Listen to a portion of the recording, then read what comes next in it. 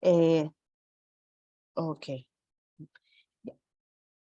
O sea, nos hace identificable nuestro nombre, estado civil, número de teléfono, dirección, los gustos, que son lo que ahora se recopila a través de las redes sociales y las diferentes aplicaciones, con lo que seguimos, con los likes que damos o con los comentarios que colocamos, ¿no? No es casual, pues, que la publicidad en nuestras redes sociales esté acorde a nuestra edad y a los temas que buscamos, ¿no? Y tenemos los datos sensibles, que son los datos que tienen una mayor protección porque su vulneración nos afecta en mayor medida, como los datos económicos, datos biométricos, creencias religiosas, orientación sexual, afiliación política, los datos relacionados con la salud, tanto presente, pasada, pronosticada, incluyendo el grado de discapacidad e información genética, ¿no?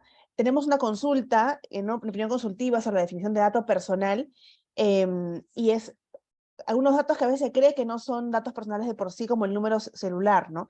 El número solo es un dato identificable porque unido a un nombre, cuando llamas a la persona, va a poder, pues, ser identificado rápidamente, ¿no? Cuando le preguntas el nombre. También hay que evaluar el contexto de cuando un dato se hace identificable. Perdón, por ejemplo, cuando uno tiene J. Pérez, ¿no? En general, no sabemos de quién se trata, pero si hablamos de J. Pérez en una oficina donde hay 4 personas, vamos a ver quién es, ¿no? Entonces ahí es importante evaluar el contexto del ámbito en el que se está usando este dato o estas iniciales para saber de quién se trata. Por ejemplo, en algunas sentencias de niños que eran víctimas o de personas víctimas de violencia, se colocaba las iniciales de la víctima, pero el nombre del padre, de la madre, del hermano, entonces se podía identificar fácilmente, ¿no? Bueno, el tratamiento de datos es importante tener en cuenta que se trata de todo lo que hacemos con los datos, ¿no? Y acá también está no solamente la recopilación o el almacenamiento, sino también el tratamiento que se hace por Internet a través de la indexación. Cuando permitimos que los motores de búsqueda vinculen un nombre a determinadas noticias o determinado contenido, también se está haciendo tratamiento. Y ahí es importante que quienes coloquen el contenido vean si esto debe ser indexado o no, ¿no? Y ahí pues hay todo un análisis del interés público, de qué tan hipervisible debe ser determinada noticia, si la noticia debe ser hipervisible por esta persona o de repente es otro el actor que debería estar indexado, ¿no? Bueno, ya conocemos que tenemos una ley de protección de datos que se aplica a datos de personas naturales vivas. Es importante porque a veces nos hacen consultas sobre el tratamiento de datos de personas que han fallecido. Y el tratamiento de datos de personas que han fallecido va por las normas del Código Civil, el derecho al honor, pero no por datos personales. Datos personales de personas naturales vivas. ¿Y quiénes hacen esos tratamientos? Las personas naturales, las personas jurídicas o las entidades públicas. Es importante tener en cuenta los principios rectores que también se aplican a las nuevas tecnologías, como la inteligencia artificial, también se debe aplicar esos principios rectores, a todas estas nuevas aplicaciones que van saliendo que implican un reto para la protección de datos personales, ¿no? Tenemos el principio de legalidad, de consentimiento, de finalidad, de proporcionalidad, de calidad, de seguridad, de disposición de recurso y nivel de protección adecuado. En disposición de recurso, les voy a comentar sobre el tema de los derechos ARCO, pero algunas instituciones o entidades privadas piden que la persona ya identificada, por ejemplo, si yo soy cliente de un banco y tengo mi intranet, eh, no es un procedimiento sencillo que me exijan ir al banco para ejercer mi derecho de acceso cuando puedo mover mis cuentas a través del intranet, ¿no? Entonces, eso sería una obstaculización al ejercicio de este derecho porque se tiene identificada plenamente a la persona, entonces no habría por qué hacer esa diferencia. El principio de consentimiento podríamos decir que es el eje de la protección de datos personales porque me permite a mí controlar mi información y decir, te doy o no te doy permiso. Pero este consentimiento tiene características, tiene que ser libre, expreso, previo e informado, y en el caso de datos sensibles siempre por escrito. Por escrito no significa con firma manuscrita, como les hacía el ejemplo del intranet, sino que se pueden usar mecanismos de las nuevas tecnologías digitales para dar mi consentimiento. Tenemos la firma digital, tenemos las cuentas del intranet, por ejemplo, que me han identificado previamente, ¿no? Como cuando uno entra a la cuenta del banco o a la cuenta de Sunat con su clave Sol, ya estás identificado, entonces ahí puedo dar mi consentimiento. En los intranet también de los centros laborales nos pedían información por esas vías respecto a datos de la salud en el marco de la pandemia, ¿no? Entonces eso estaba permitido porque estaba identificado. Tenemos una guía práctica sobre el deber de informar para cumplir la característica de informado que pueden ver en la página web o después la puedo dejar en el chat al finalizar. Y también está el deber derecho de información. Siempre me tienen que informar sobre qué van a hacer con mis datos personales, ¿no? Y me tienen que informar de una forma detallada, sencilla, expresa, inequívoca, previa, teniendo en cuenta el público objetivo para ver qué lenguaje se va a usar. Y se tiene que informar sobre las transferencias, con quién voy a compartir la información que estoy recopilando, para qué, dónde esta persona puede ejercer sus derechos, cuánto tiempo los va a conservar, qué pasa si entrego mis datos, cuáles son obligatorios y cuáles no, quién es el titular del banco de datos y quién es el encargado. El titular del banco de datos es la entidad. En el caso de personas jurídicas es la persona jurídica y sus trabajadores cumplen funciones, pero no son los encargados. Ojo, el encargado es un tercero que cumple una función en nombre del titular del banco de datos, como el call center, por ejemplo, ¿no? Y bueno, si bien siempre tengo que informar, hay situaciones en las que no se requiere el consentimiento, que están establecidas en el artículo 14 de la ley, ¿no? Cuando se den alguna de estas circunstancias, siempre tenemos que informar, pero ya no necesitamos la respuesta de sí o no, ¿no? Y entre ellas está cuando sean necesarias para el cumplimiento de una entidad pública, para ejercer la relación contractual, cuando los datos sean necesarios para la celebración y ejecución de la relación, no solamente para ejecutarla, sino también los pasos previos. En el caso de lavado de activos, hay normas que permiten y obligan a pasar cierta información de una empresa a otra para evitar lavado de activos y temas de financiamiento de terrorismo, y también cuando una ley lo habilite. En las cámaras de videovigilancia también se tiene que informar cuando se graba o se capta la información, siempre que se grabe, porque hay algunas cámaras que solamente son para ver, como cámaras de videoportería, pero cuando se graban tengo que informar. ¿Y cómo informo? Con un cartel en cada acceso a la zona videovigilada, no debajo de cada cámara, sino en los accesos, y debe ceñirse a lo estrictamente necesario para el cumplimiento de los fines perseguidos, ¿no? No se puede usar las cámaras para otros fines, para dárselas a un programa de espectáculo, para ponerla en las redes sociales, sino para la videovigilancia. Y si somos testigos de un delito, pues darlo a las autoridades correspondientes, ¿no? En el caso de la videovigilancia para control laboral, esta también tiene que cumplir con el principio de proporcionalidad. Solamente se deben videovigilar a los trabajadores por control laboral cuando sea necesario. Por ejemplo, si una persona tiene que presentar 10 informes al mes, tiene que cumplir una meta específica, pues bastará con la que la cumpla. No necesitamos saber cuántas letras pues escribe por minuto. Pero si está en riesgo su seguridad, por ejemplo, si maneja el dinero, si es una zona riesgosa para un tema de su seguridad, cuida objetos de valor, o de repente se tiene que cumplir ciertas normas de salubridad, o tiene que usar ciertos mecanismos de seguridad que si no los usa la empresa es responsable, ahí sí pueden videovigilar. El Tribunal Constitucional sacó una sentencia sobre esto, en el que la noticia en los diarios fue, se puede hacer vigilancia con fines de control laboral de forma general, pero el tribunal se centraba en dos hechos, en manejo de alimentos, ¿no? Y medidas de seguridad, porque cuando una persona pues tiene que usar ciertos mecanismos para no dañarse, si no los usa la empresa es responsable y ahí pueden videovigilarlo. Otro de los principios que señalaba era el de finalidad y proporcionalidad. Solamente se puede usar los datos para la finalidad determinada. De lo contrario, se tiene que pedir consentimiento, salvo estemos dentro de las excepciones del artículo 14. Y principio de proporcionalidad, por más que requiere el consentimiento, solamente puede pedir los datos necesarios, no por si acaso, no porque de repente más adelante, porque hay algunas entidades que piden datos porque de repente más adelante creen que les pueden servir, o para perfilarlos, y está bien que los pidan, pero tienen que, para otras finalidades, pero con consentimiento, de la persona. Por ejemplo, en las mismas entidades, no todas las oficinas van a tener el mismo acceso a la información.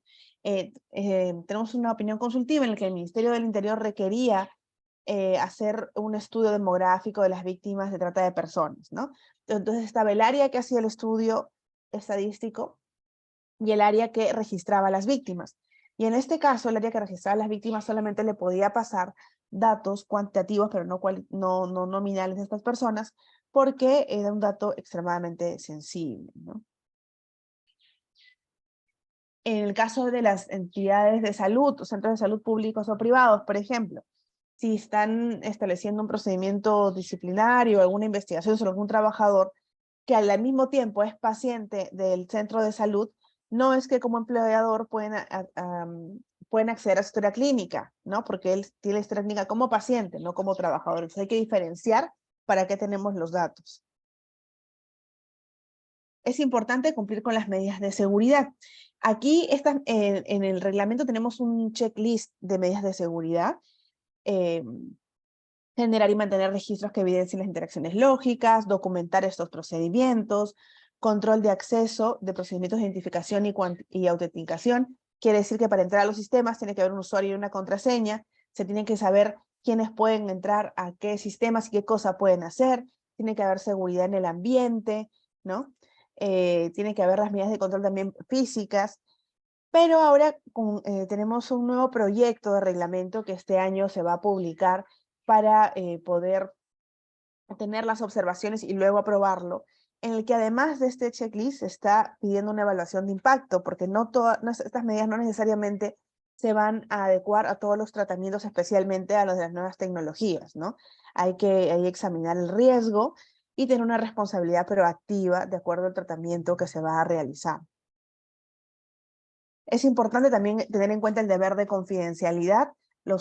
Tenemos varios casos en entidades públicas y privadas en el que pueden tener las medidas de seguridad, pero que un trabajador pues era amigo de la esposa de alguien que estaba en un proceso de divorcio y le pasa información personal, pero no en el marco de sus labores, sino ya en un ámbito personal social, incumpliendo su deber de confidencialidad. Y por eso es importante que cada trabajador sepa y esté sensibilizado sobre el deber de confidencialidad que tiene sobre los datos a los que tiene acceso por sus funciones. Solamente las puede usar para eso y no es para averiguar pues, la vida de otras personas en un ámbito social, ¿no? Los derechos de los ciudadanos que les comentaba, tienen que informar dónde ejercerlos. Tenemos el derecho de acceso, rectificación, cancelación y oposición.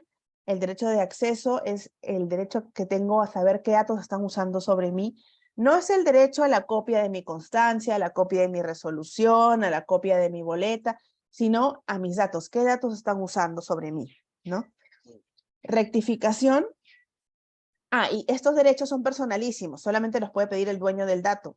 Yo no puedo pedir el dato de otra persona, ¿no? De mi esposo, de mi amiga, no. Y tampoco es el derecho de acceso a la información pública, porque el derecho de acceso a la información pública no importa quién lo pida.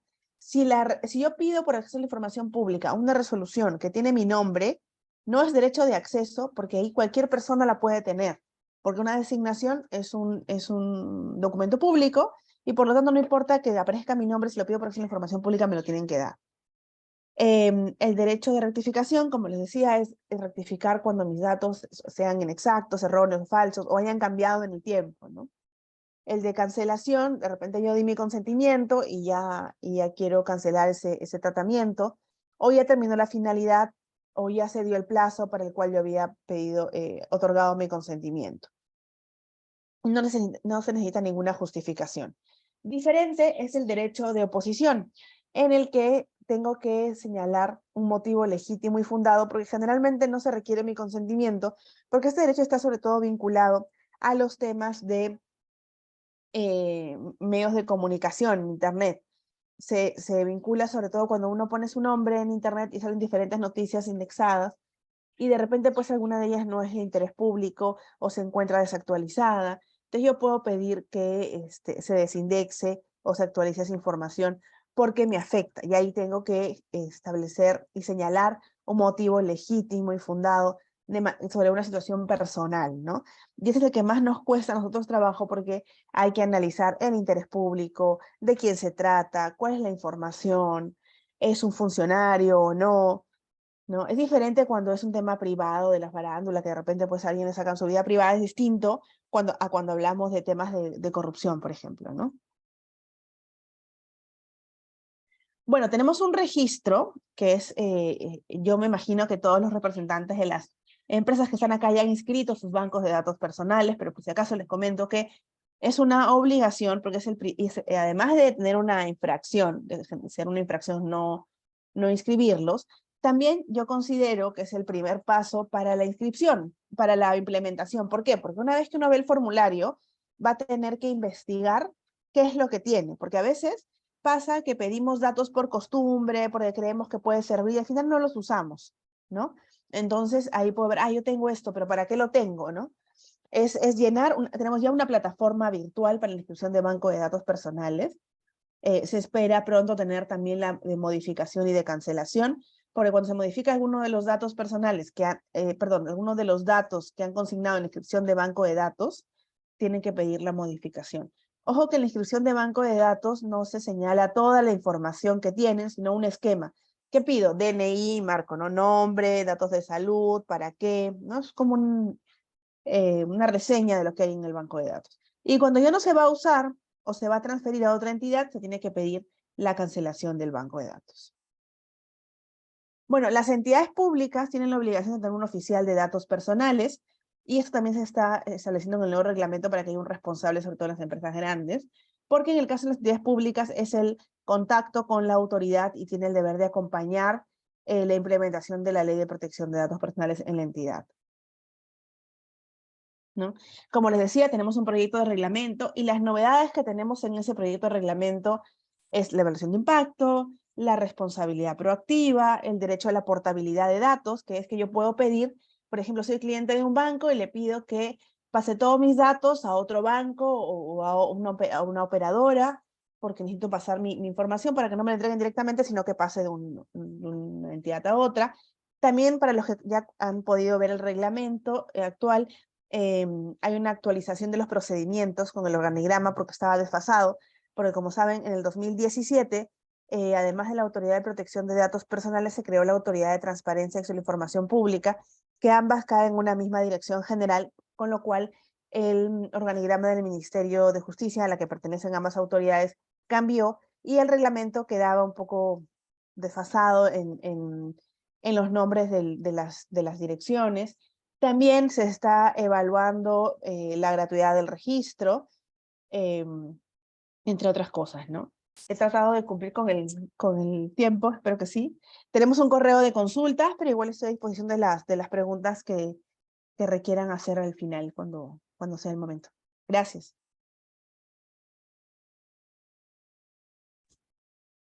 Gracias, doctora. Tenemos ahora la exposición del doctor Alejandro Rafael Morales Cáceres. Adelante, doctor. Hola, ¿qué tal? Muy buenos días. Voy a compartir mi pantalla. Perfecto. Segundo de no sé qué.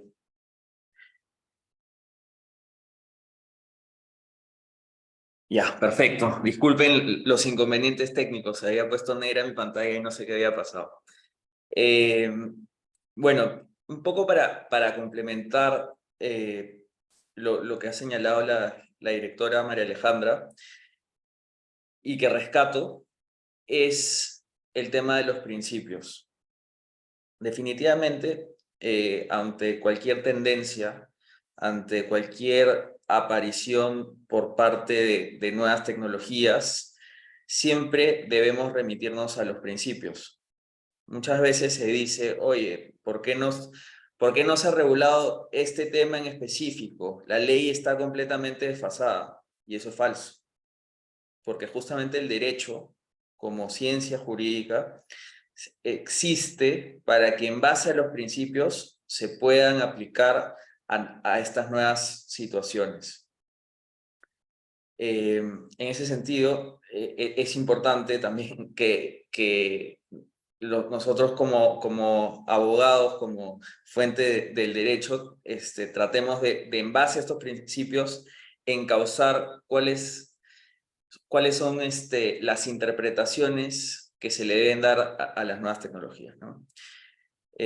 Bueno, un poco para recapitular, ¿cuáles son las sanciones por incumplir la ley de protección de datos personales, ¿no? Entonces, a la fecha podemos ver que tenemos infracciones leves, graves y muy graves. Las leves van de 0.5 a 5 UITs, las graves de 5 a 50 y las muy graves de 50 a 100 UITs. Y en caso de reincidencia en un mismo periodo por una misma infracción,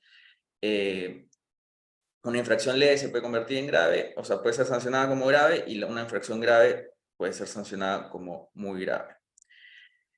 ¿A cuántas empresas ha sancionado la Autoridad Nacional de Protección de Datos Personales?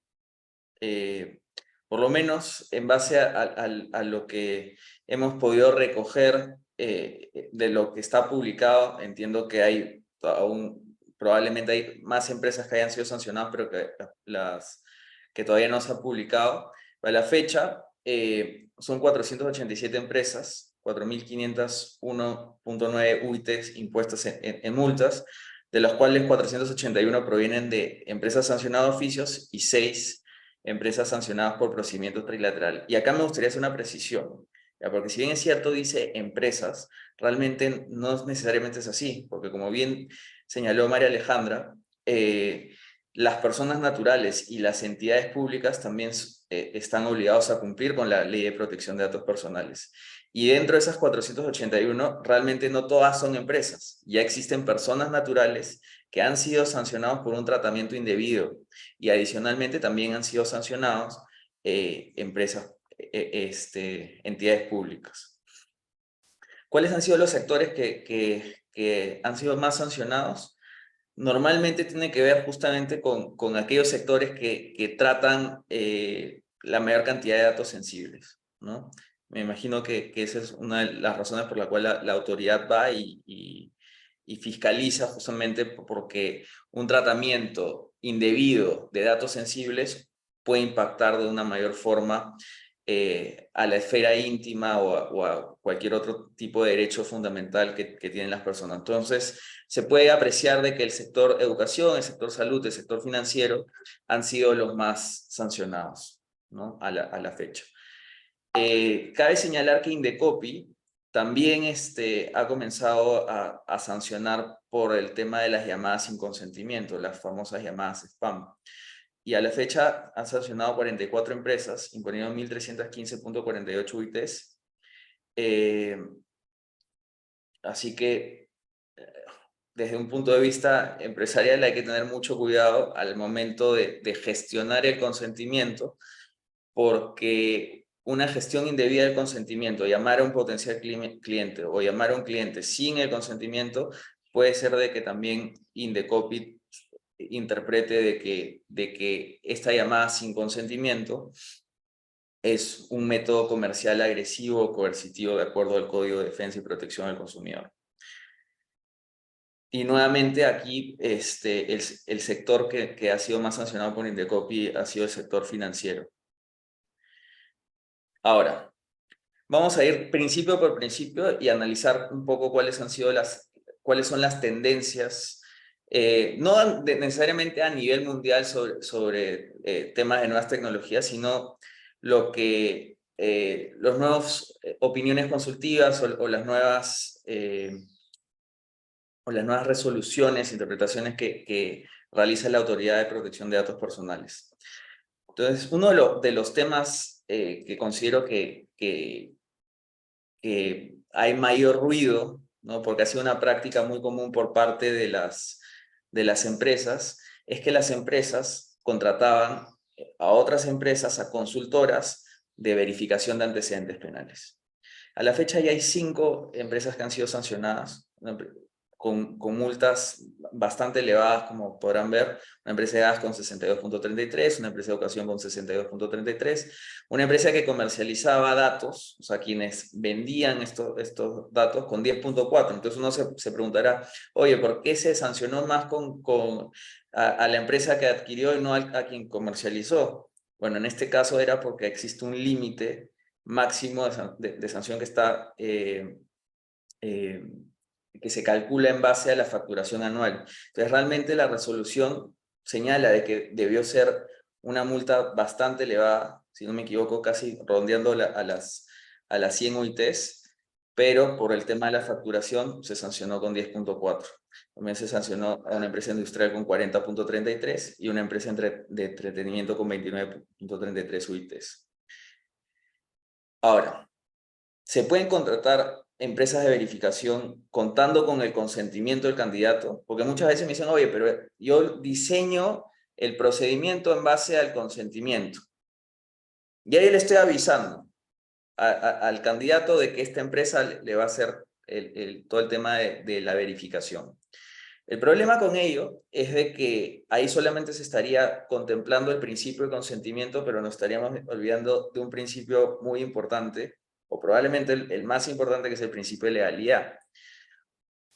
Y es que muchas veces estas empresas de verificación de antecedentes penales captan esta información por medios fraudulentos, ¿no? Entonces, lo que dice el artículo 13.8 de la Ley de Protección de Datos Personales es que el uso de datos personales referidos a la comisión de infracciones penales o administrativas, ¿no? También a veces hay multas en estos reportes, solo puede ser afectado por las entidades públicas competentes o si es que existe un convenio con una entidad pública competente. Y la autoridad ha señalado en algunas notas de prensa que a la fecha no existe ninguna entidad privada que tenga un convenio. Por lo menos hasta donde sé. Entonces, se vulnera el principio de legalidad, puesto que este tratamiento de datos personales, el hecho de recopilar los antecedentes penales para normalmente evaluar si es que un candidato es idóneo o no, implica una afectación a otros derechos fundamentales. O sea, en relación a este tratamiento, la captación indebida, se vulnera, por ejemplo, la presunción de inocencia, también la posibilidad de acceder a un puesto de trabajo, o sea, vulnera tu derecho fundamental a la libertad de trabajo. Y, y adicionalmente, no permite en muchos casos también la resocialización de las personas, ¿no?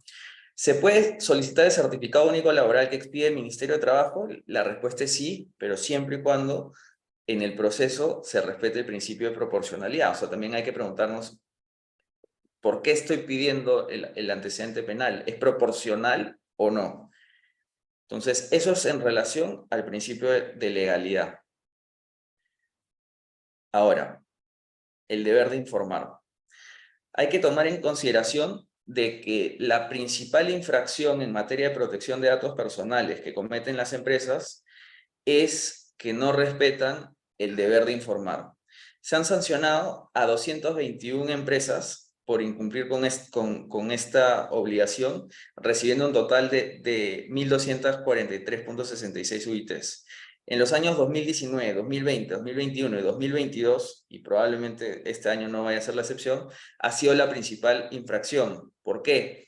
Porque las empresas no cuentan con buenas políticas de privacidad hasta el día de hoy. No cumplen con todo lo que establece el artículo 18 de la ley. En buena cuenta, no se señala quién es el responsable del tratamiento, no se señala para qué finalidades se van a utilizar los datos personales, en qué banco de datos personales se almacena, quiénes son los receptores de la información en caso se haga un tratamiento y se envíe la información a terceros, tanto a nivel nacional como a nivel internacional. No se señala cuál es el periodo de conservación de esta información, no se señala cómo es que las personas pueden ejercer sus derechos ARCO, no se señala cuáles son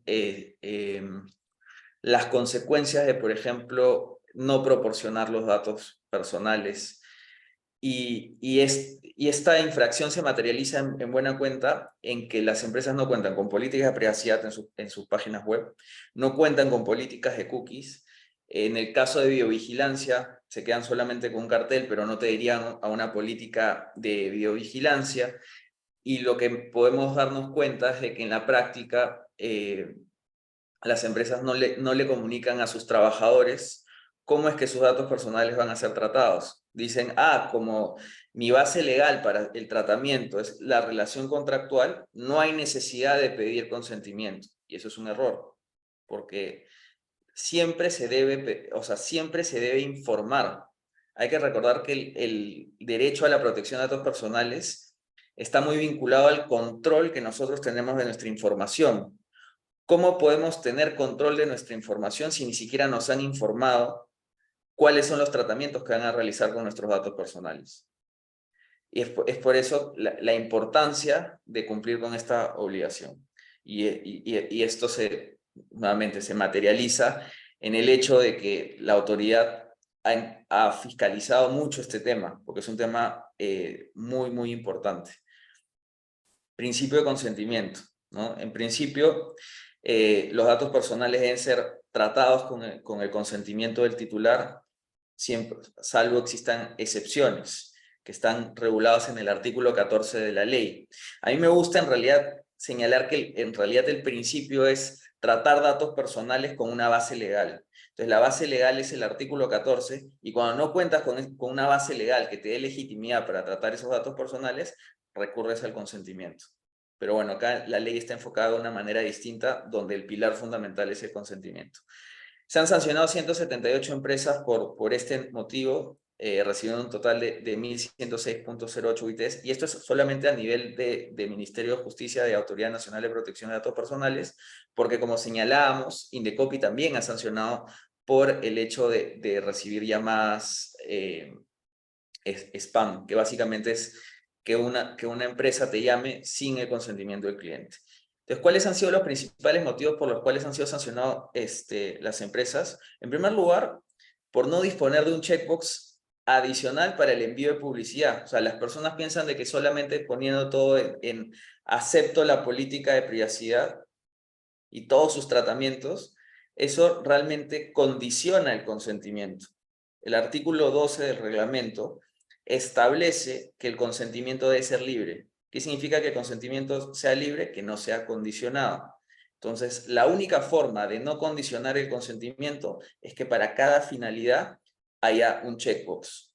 Oye, ¿quieres recibir una publicidad? Un checkbox adicional. ¿Quieres realizar un perfilamiento del usuario? ¿Me permites hacer eso? Se requeriría un consentimiento. Otra de los motivos es difundir imágenes en el sitio web sin obtener un consentimiento válido. Es decir, esto pasa no solamente en el sitio web, sino también en redes sociales, que toman fotos a clientes, trabajadores, potenciales clientes, y las suben a redes sociales sin tener el consentimiento. Luego enviar publicidad por vía telefónica sin haber obtenido previamente el consentimiento, transferir bases de datos a call centers para fines comerciales. En general, estos son los principales temas. No contar con un aviso de cookies, por ejemplo, ¿no? Te dan la opción de aceptar o de negar todas, pero no te dan la opción de personalizar. Por consiguiente, el consentimiento en este caso no sería libre. Entonces, una manera de poder cumplir con esto es, por ejemplo, adecuar, y ya existen las herramientas tecnológicas que te permiten, por ejemplo, a través de WhatsApp, captar un consentimiento que sea libre. O sea, el mismo WhatsApp Business te permite personalizar para poder captar. Y un tema muy importante es que muchas veces a nivel de frontend, es decir, a nivel de diseño, tienes todo separado, pero después cuando llega al backend, es decir, a la parte de atrás, las empresas no pueden diferenciar aquellos que dijeron que sí un tema y no otro tema. Y al final las áreas de marketing agarran simplemente el correo electrónico que llegó y se olvidan de cuáles fueron los tratamientos que sí autorizaron y cuáles no, y envían el correo a todos. Y eso es justamente una de las causales más recurrentes al momento de vulnerar justamente el principio de consentimiento. ¿Las empresas pueden enviar publicidad a sus clientes o potenciales clientes? Claro que sí, pero este tema se hace justamente gestionando el consentimiento. Al momento de recopilar los datos personales, recabar un consentimiento, ¿no? Principio de finalidad. Los datos personales deben ser recopilados por una finalidad determinada, explícita y lícita, ¿no? ¿Qué es lo que sucedió en un caso que se publicó hace no mucho? Una empresa fue sancionada por usar información de usuarios sin consentimiento para seleccionar prospectos y ofrecer productos y servicios relacionados con la campaña de compra de deudas. En buena cuenta, utilizaron los datos de alguna central de riesgo y en base a ello, la empresa financiera comenzó a utilizar esos datos para hacer campañas publicitarias, ¿no? Entonces, en ese caso, la autoridad señaló que los datos personales tratados por la empresa solo deben ser utilizados para evaluar la solvencia económica de las personas que solicitan productos o servicios financieros. De lo contrario, se estaría desviando la finalidad, afectando este principio. Si es que una empresa va a realizar un tratamiento que va más allá de la finalidad originaria, lo que se requiere es recabar el consentimiento expreso para darle legitimidad a dicho tratamiento. Principio de proporcionalidad. Todo tratamiento de datos personales debe ser adecuado, relevante y no excesivo a la finalidad para los que estos hubiesen sido recopilados. En buena cuenta, cuando uno realiza un tratamiento de datos personales, minimizar la cantidad de datos. Por ejemplo, en el caso de colegios, a veces en los formularios de admisión te piden hasta si es que tu hijo nació por cesárea o no. ¿Eso es proporcional? La respuesta es que no. Y bueno, justo acabo de pasar por varios procesos de postulación en algunos colegios para poner a mi hijito y me he dado cuenta de que hay un tema con la proporcionalidad en las preguntas, ¿no? Pero bueno, algo que está sucediendo de forma recurrente es al momento de entregar pedidos. La clásica de que te piden foto de tu DNI. Y a la fecha ya se han sancionado a 4 empresas, ¿no? ¿Y por qué se han sancionado a las empresas? Porque tomar una fotografía del DNI implica la recopilación de datos personales que no necesariamente son necesarios para la finalidad vinculada a la entrega del producto, lo cual constituye un incumplimiento por parte del responsable, ¿no? En este caso se vulnera el principio de proporcionalidad, porque entre los datos que se recopilan con la foto está la imagen, el número de DNI, el código único de identificación, el estado civil, el sexo, la fecha de nacimiento, el número de ubigeo, la fecha de inscripción, entre otros, la fecha de emisión del DNI. Eso que tiene, o sea, ¿por qué estaría relacionado con la entrega, ¿no? Principio de calidad. El principio de calidad lo que te señala es de que uno debe mantener datos que estén actualizados y que sean veraces. ¿Qué fue lo que pasó en este caso? Una persona denunció a una empresa financiera por llamarle y cobrarle una deuda no contraída. O sea, lo llamaban a cada rato para cobrarle una deuda, inobservando el principio de calidad. Este hecho se dio porque el denunciante tenía un homónimo, quien era cliente de la empresa financiera. Esta empresa financiera debió tener sus bases de datos totalmente actualizadas. ¿Qué fue lo que señaló la autoridad?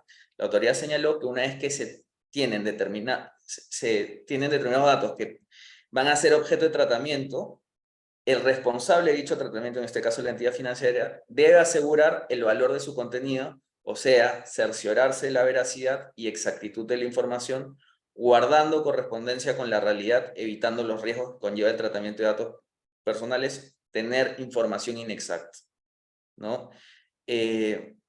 ¿Cuál es el fundamento de este principio? El tener un dato inexacto puede perjudicar al titular de datos personales, ¿no? Imaginen, tiene una deuda no actualizada, se le informan a Infocorp, yo ya había pagado la deuda y termino con una categoría en rojo y no me dan una hipoteca. ¿Por qué? Por un dato inexacto. Y esto pasa recurrentemente. O tienen un dato inexacto y no me llega una correspondencia que me debe llegar y me causan algún tipo de perjuicio. Lo interesante de la resolución que les acabo de comentar es que existe la obligación de que el responsable del tratamiento se cerciore, o sea, tiene que tener una actitud proactiva de que los datos personales que tiene efectivamente corresponden a su titular, o sea, a la persona que es la titular de datos personales. Y si bien este caso no está ligado a un tema de comercio electrónico, uno de los grandes retos del comercio electrónico es justamente en cómo te cercioras que la persona que está detrás de la pantalla efectivamente es la persona que está detrás de la pantalla. ¿Cómo saben ustedes de que realmente Alejandro Morales está hablando en este webinar y no es un deepfake de inteligencia artificial? Entonces, si bien el caso no está ligado al comercio electrónico, los proveedores al momento de entablar relaciones de forma online deben asegurarse que los datos personales realmente pertenecen a la persona que dice ser y la persona que está detrás de la pantalla y emplear medios razonables para verificar su identidad. Entonces, ¿cuál es el reto que tienen las empresas para cumplir con este principio? Crear mecanismos de autenticación que no sean desproporcionales, porque si pones muchos mecanismos de autenticación para cumplir con el principio de calidad, de repente después incumples con el principio de proporcionalidad. ¿Por qué? Porque estarías captando más datos de los que necesitas. Entonces, este sí me parece un reto y acá sí, de repente, sería interesante tener una opinión por parte de la autoridad señalando esto, ¿no? ¿Cuál sería el método que se debería utilizar para cumplir con el principio de calidad y no vulnerar el principio de proporcionalidad? Luego, en temas de responsabilidad proactiva, entiendo que es algo que se va a incluir en la propuesta de modificación del reglamento. Aquí se sancionó a una aseguradora porque un call center subcontratado que contaba con una base de datos propia llamó a potenciales clientes. Acá lo interesante es de que el call center le dijo a esta aseguradora, oye, yo tengo mi propia base de datos y tengo el consentimiento, ¿no? Pero la autoridad fue más allá y dijo, oye, al final está haciendo tratamiento a nombre tuyo y tú has debido asegurarte de que efectivamente tenga el consentimiento, no solamente para hacer llamadas a ellos, sino para hacer llamadas a nombre tuyo. O sea, en buena cuenta el mensaje que deja la autoridad es de que no basta simplemente con tener una cláusula contractual bien bonita, bien hechecita por un abogado, sino que una vez que se firma el contrato, las obligaciones no quedan ahí, sino que tiene que haber proactividad por parte del responsable, o sea, de la empresa que está tercerizando un servicio, justamente para asegurarse de que este tercero no haga un tratamiento indebido y afecte a sus potenciales clientes en virtud de un tratamiento ilícito de datos personales. Las empresas que se dedican a contratar a un tercero para que realice un tratamiento de datos personales a nombre deberán ejercer de forma diligente el control de las acciones de tratamiento que son objeto de encargo. ¿Cómo se puede hacer eso?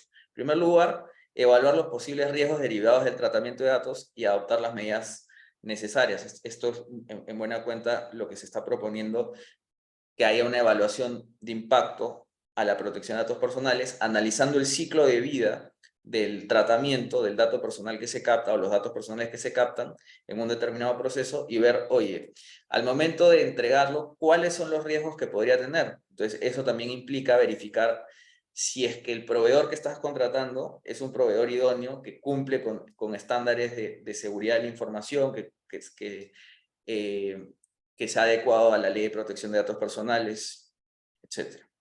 Después, asegurarse de que el encargado de datos personales aplique las medidas técnicas y organizativas requeridas para cumplir con la normativa de protección de datos personales y específicamente con el tratamiento encomendado, ¿no?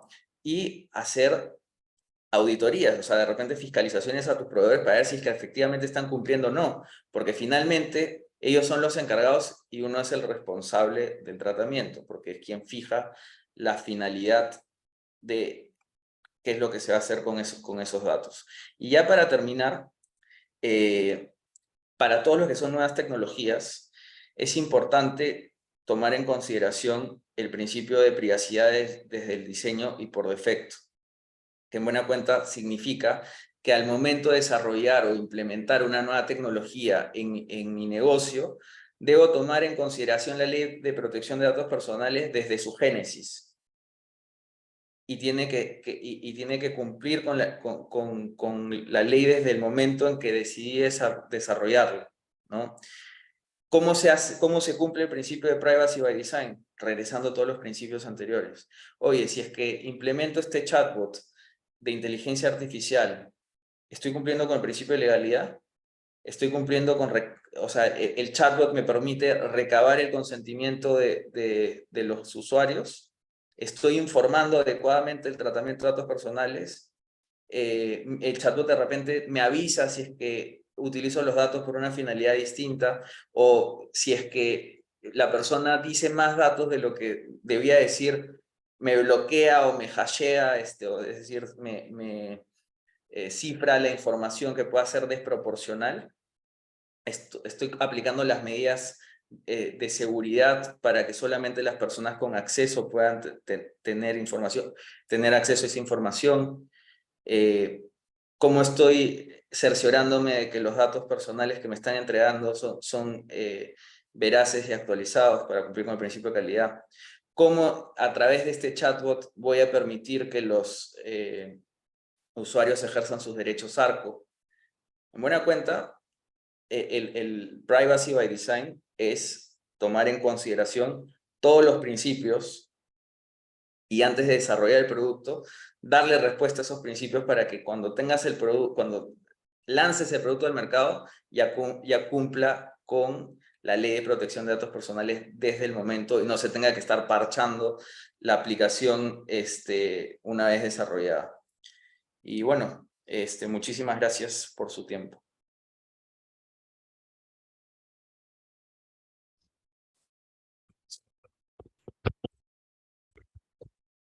Iniciamos con las ronda de preguntas. Acá hay una pregunta para la doctora María Alejandra. Dice, ¿cómo llevar a cabo una autenticación de alguien que reclama vía online en el libro de reclamaciones, ponderando el derecho al consumidor y el principio de calidad? Bueno, en el libro de reclamaciones también identifica el producto, qué es lo que compró, entonces por ahí se puede verificar que es la persona que compró, ¿no? Porque tiene su recibo.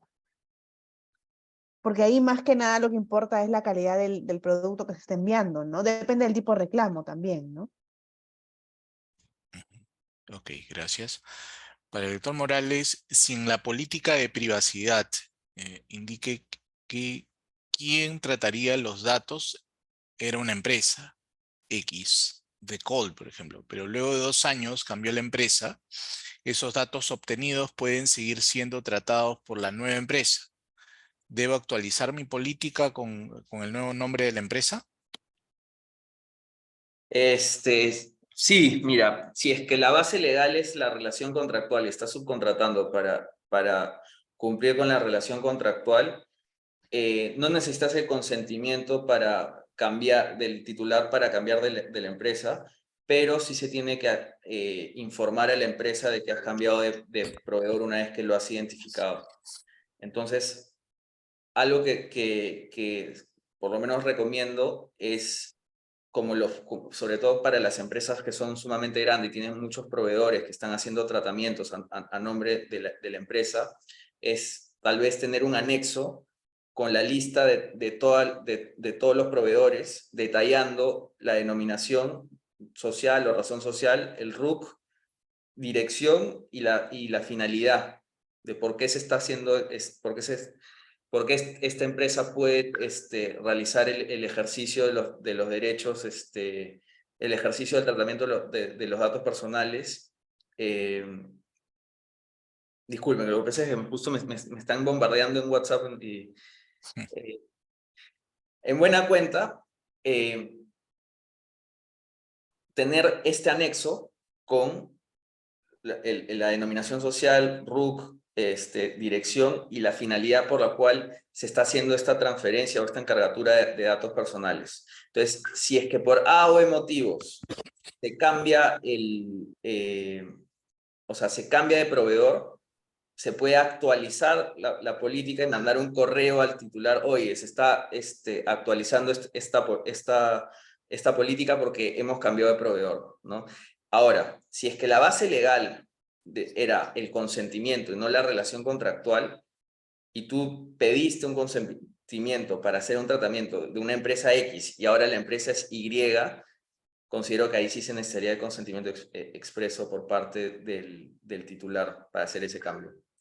Ok, gracias.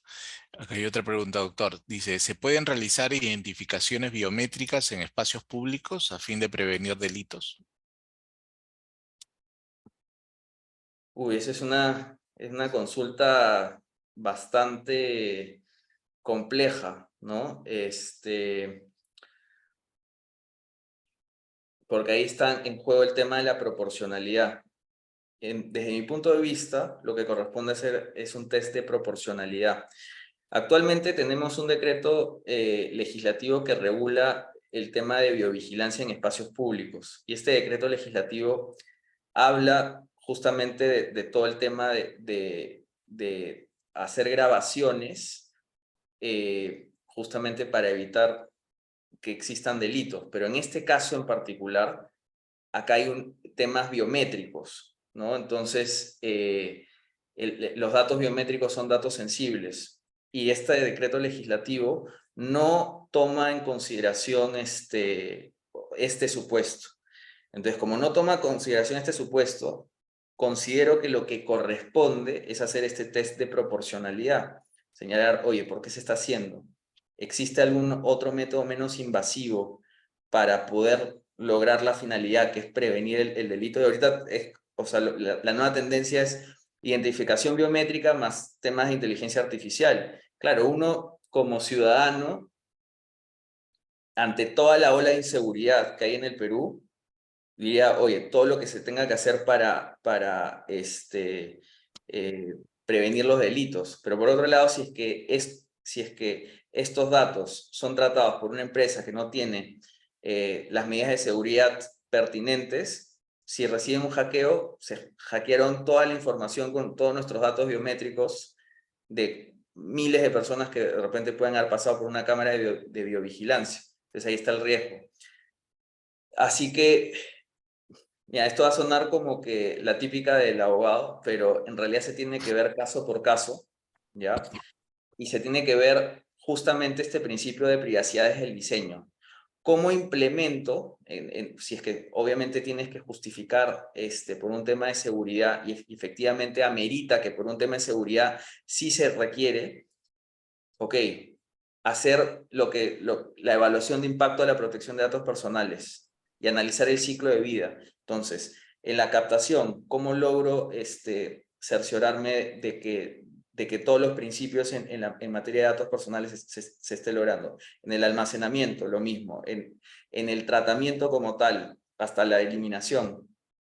Esa sería la respuesta. Bueno, me gustaría saber también qué es lo que opina la doctora María Alejandra respecto a este tema, porque sé que es un tema que está en boga no solamente en la autoridad peruana, sino en general, y es un tema bien polémico. Sí, si me permiten, la pregunta es bastante amplia porque hay que ver primero qué entidades tienen la función de seguridad. No es que todas las entidades públicas tienen función de seguridad ciudadana, de investigación penal.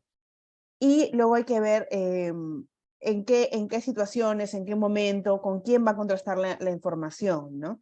Y se tiene que analizar con pinzas. Hay propuestas de algunos gobiernos locales de realizar este tratamiento que se está analizando efectivamente a raíz de esas noticias, ¿no? Ok. A ver, aquí hay otra pregunta para la doctora. Dice, hace unos días salió una noticia sobre que se va a modificar el reglamento. ¿Qué modificaciones se proponen? Sí, como les comentaba, está el derecho a la portabilidad, que es un derecho que ya está en el Reglamento General de Protección de Datos de Europa, que se está trayendo desde allá, que es el derecho a que una persona puede ir a una entidad y pedir que sus datos se pasen a otra entidad. Otro de ellos es la evaluación de impacto, también se está ordenando los procedimientos, porque están como en el organigrama anterior, en el reglamento. La gratuidad del registro es una de las posibilidades, pero esto se va a publicar para recibir observación. Entonces, si consideran que hay algo que no se consideró, van a poder proponerlo para que pueda ser analizado, ¿no? Ok. Acá hay una pregunta. Dice, ¿qué opinión tiene la autoridad sobre ah, sobre el PL, bueno, que plantea prohibir los call centers? Ya, nosotros hay varios proyectos de ley sobre el tema de los call centers, ¿no? Y nosotros opinamos en que se puede tener un primer contacto con la persona para pedirle su consentimiento, ¿no? No somos tajantes en el sentido de que nunca se puede llamar, pero bueno, eso también es una posición de algunos de los proyectos de ley. Pero el problema es que no, se debe tener en claro que la llamada para nosotros debe ser una sola vez para pedir el consentimiento, siempre y cuando se haya tenido los datos de forma lícita, ¿no? No que compro la base de datos en Wilson y luego pues llamo, sino que se obtiene de forma lícita y se llama para pedir el consentimiento una sola vez. El problema está en que se reparte a los call centers y cuando la persona dice no me llames, no se hace esta anotación, ¿no? Ok, Pero lo otro ya va a un tema del consumidor. muchas gracias, doctora. Acá hay una pregunta para el señor Morales. Dice, ¿cuál sería un ejemplo de infracción por la que una persona natural fue sancionada? ¿Por qué motivo hay fintech sancionadas? En el caso de personas naturales, si mal no recuerdo, fue por compartir en Facebook información de un tercero sin autorización. O sea, en realidad, cualquier persona y cualquier sujeto obligado a cumplir con la ley de datos personales, y hay que tomar en consideración que si bien se habla de bancos de datos, considero de que la ley es una ley de tratamientos. Entonces, quien realiza un tratamiento indebido, yendo en contra de todos los principios que hemos explicado, es pasible de sanción. Acá hay otra pregunta, doctor. Dice, una empresa no puede solicitar al candidato que entregue su certificado de antecedentes directamente. ¿Esto es desproporcionado? O sea, la pregunta es si es que el candidato puede presentar sus propios candidatos. ¿Su certificado de antecedentes directamente o esto es desproporcionado? Es que depende la razón, ¿no? O sea, depende la situación. La autoridad tiene una opinión consultiva, por ejemplo, cuando las empresas se adecúan a un sistema de compliance penal, que la normativa de protección de datos personales no va a ir en contra de por ejemplo, buenas prácticas a fin de prevenir delitos, ¿no? Pero también quien realiza y solicita esa información tiene que hacer un análisis de por qué lo estoy solicitando. ¿Es necesario para este caso, para este puesto de trabajo? ¿No? Entonces, si me dicen, en principio, o sea, en la medida de que justifique verificar los antecedentes penales de la persona, si es que esa misma persona lo está haciendo y si es que la empresa está informando cómo es que estos datos personales van a ser tratados, se estarían cumpliendo con los principios. Pero por otro lado, si es que estás en una situación en que no es necesario, o sea, realmente para el puesto de trabajo no es necesario pedir los antecedentes penales, ¿por qué pedirlos? Es como cuando vas a un supermercado y te piden tu DNI y no has pagado con tarjeta de crédito y has comprado un chicle. ¿Por qué te lo piden? Ok, acá hay otra pregunta. ¿Es obligatorio tener política de cookies o en todo caso, cuál no sería, digamos, no sería exigible? ¿En qué caso no sería exigible? O sea, en el único caso en que no es exigible es cuando la página web no tiene cookies, ¿ya? Pero normalmente las páginas web tienen cookies.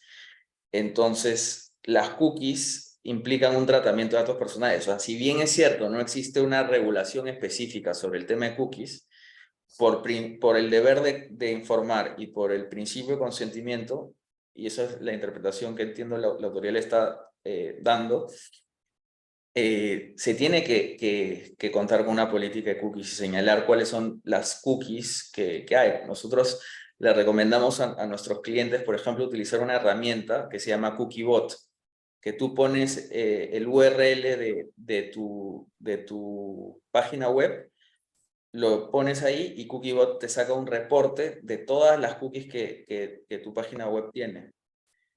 Y en base a eso, informar debidamente. Y ojo, un error muy común es confundir la política de cookies con el aviso de cookies, que son cuestiones distintas. La política de cookies sirve para cumplir con el deber de informar. El aviso de cookies sirve para captar el consentimiento, y para que el consentimiento sea libre, se debe dejar a los usuarios poder personalizar qué cookies desean y qué cookies no.